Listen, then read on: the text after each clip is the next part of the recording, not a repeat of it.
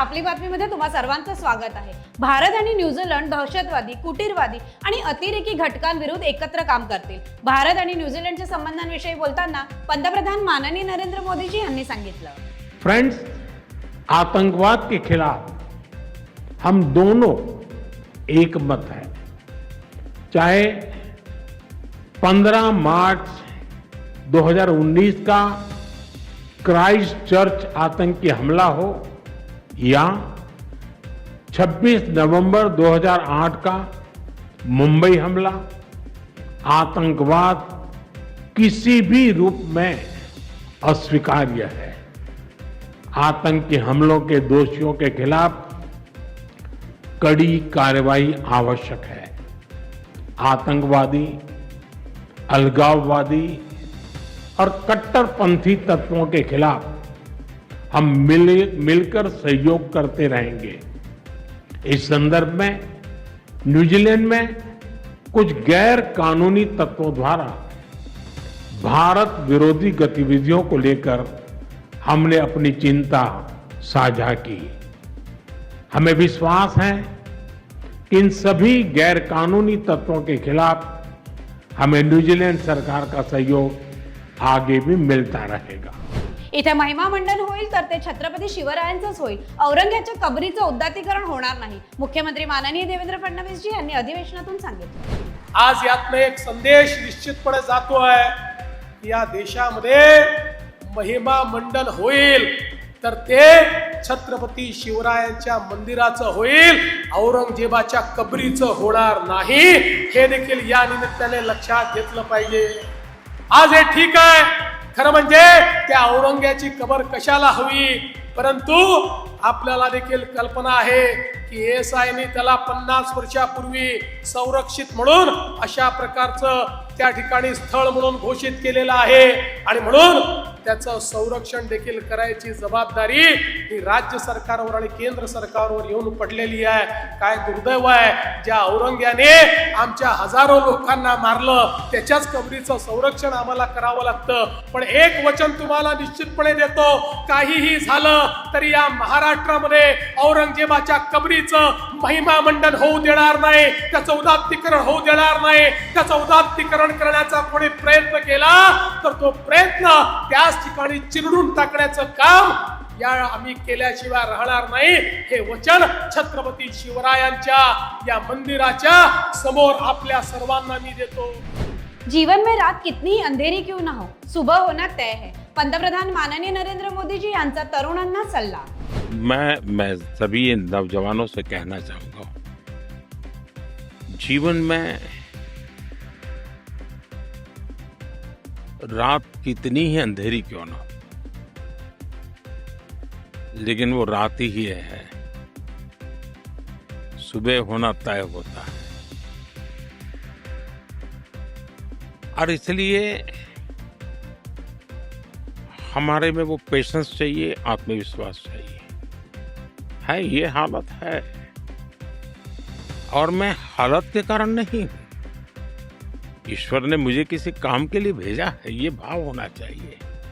और मैं अकेला नहीं हूं, जिसने मुझे भेजा है वो मेरे साथ है, ये एक अटूट विश्वास होना चाहिए। कठिनाइयां भी कसौटी के लिए हैं, कठिनाइयां मुझे विफल करने के लिए नहीं है, मुसीबतें मुझे मजबूत बनाने के लिए हैं। मुसीबतें मुझे हताश निराश करने के लिए नहीं है। और मैं तो हर ऐसे संकट को, हर मुसीबत को हमेशा अवसर मानता हूँ। नागपुरातील महाल परिसरात दगडफेक आणि तणावपूर्ण स्थिती निर्माण झाल्यावर पोलीस प्रशासन परिस्थिती हाताळत आहे। या परिस्थितीत नागरिकांनी प्रशासनाला संपूर्ण सहकार्य करावं असं आवाहन मुख्यमंत्री माननीय देवेंद्र फडणवीस जी यांनी केलं आहे। नागपूरच्या महाल भागामध्ये जी काही घटना घडलेली आहे ती अतिशय अयोग्य आहे। अशा प्रकारे जमा होऊन दगडफेक होणं अत्यंत चुकीचं आहे। माझी तमाम नागपूरकरांना विनंती आहे की सर्वांनी कायदा आणि सुव्यवस्थेचं पालन करावं। नागपूर शहर हे एकोप्याने राहणारं शहर आहे, त्यामुळे कोणीही शांतता भंग करू नये।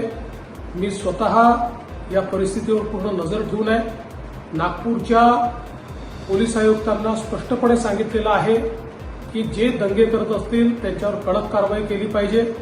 पोलिसांवर जर कोणी हमला करत असेल तर ते देखील अतिशय गांभीर्याने घेतलं जाईल. त्यामुळे सर्वांना माझी विनंती आहे की या ठिकाणी सर्वांनी शांतता ठेवावी. नागपुरातील घटनेबद्दल माध्यमांशी बोलताना महसूल मंत्री आणि भाजपा महाराष्ट्र प्रदेश अध्यक्ष माननीय चंद्रशेखर बावनकुळेजी यांनी काय सांगितलं ते पाहूया. देखिए, आज तो पहली प्रायोरिटी है कि समाज को शांत करना, अफवाहों से समाज को दूर रखना. वहां पर समाज जो अशांत हुआ है वो किस घटना के कारण हुआ है वो बाद में तपास में आएगा ही. लेकिन नागपुर की जनता को सबसे पहले अफवाह पर विश्वास न करे, पुलिस प्रशासन को सहकार्य करे, सपोर्ट करे और पुलिस अपने सबको शांत रखने का प्रयास कर रही है. हम सबने भी आह्वान किया है, मैं भी हाथ जोड़ के विनती करता हूं कि सभी शांतता बना के रखे और नागपुर शहर की प्रतिष्ठा बना के रखे. मेरी ताकद 140 करोड देशवासी आहे. फ्रीडमनच्या पॉडकास्टमध्ये पंतप्रधान माननीय नरेंद्र मोदीजी यांनी सांगितलं.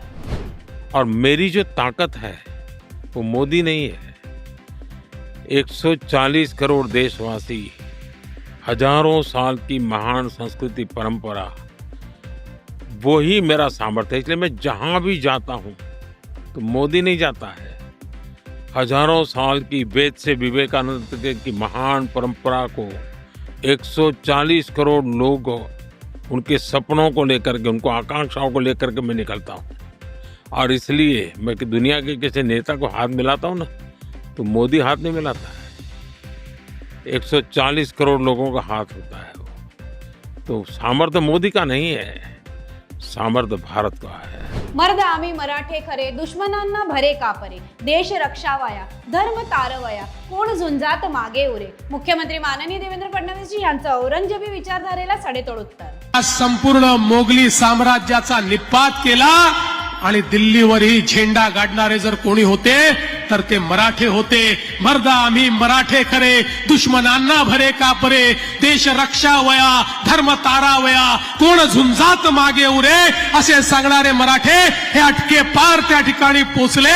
18 पगड जातीच्या लोकांनी दाखवलेलं हे जे शौर्य होतं, हे शौर्यच छत्रपती शिवाजी महाराजांनी या देशाला आणि या महाराष्ट्राला दिलेली देण आहे. आता बातमी संघटन पर्वाची. भाजपा महाराष्ट्र प्रदेश संघटन पर्व कार्यशाळा केंद्रीय संघटन मंत्री माननीय शिवप्रकाशजी आणि भाजपा महाराष्ट्र प्रदेश कार्यकारी अध्यक्ष माननीय रवींद्र चव्हाणजी यांच्या उपस्थितीत मुंबई येथील वसंत स्मृती भवन येथे संपन्न झाली. या प्रसंगी शिवजयंती उत्सवाचे औचित्य साधून अखंड हिंदुस्थानाचे आराध्य दैवत छत्रपती शिवाजी महाराज यांना अभिवादन करण्यात आलं.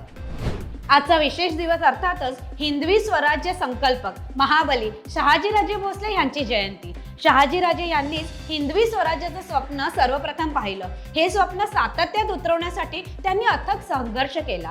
तसेच स्वराज्य स्थापनेच्या कार्यात छत्रपती शिवरायांच्या पाठीशी खंबीरपणे उभे राहिले. त्यांच्या प्रेरणेतून हिंदवी स्वराज्याची मुहूर्तमेढ रोवली गेली. त्यांचं शौर्य, चरित्र आणि विचार आपल्या सर्वांना सदैव प्रेरणा देत राहील. आपली बातमीच्या माध्यमातून शहाजीराजे भोसले यांना जयंती दिनी विनम्र अभिवादन. आता महाराष्ट्र भाजपा 1 कोटी सदस्यांचा पक्ष झाला आहे. तुम्हाला सुद्धा भाजपाचा सदस्य व्हायचंय का? तर तुमच्या फोनवरून आजच 8800002024 या क्रमांकावर मिस कॉल द्या आणि भाजपा परिवाराचे सदस्य व्हा. नंबर पुन्हा एकदा ऐकून घ्या, 8800002024 या नंबरवर मिस कॉल द्या आणि देशाच्या विकासात सहभागी व्हा. आजच्या बातम्यांमध्ये इथेच घेऊया विराम. उद्या पुन्हा भेटूया नव्या बातम्यांसह. पाहत राहा आपली बातमी, आपल्या पक्षाची बातमी. धन्यवाद.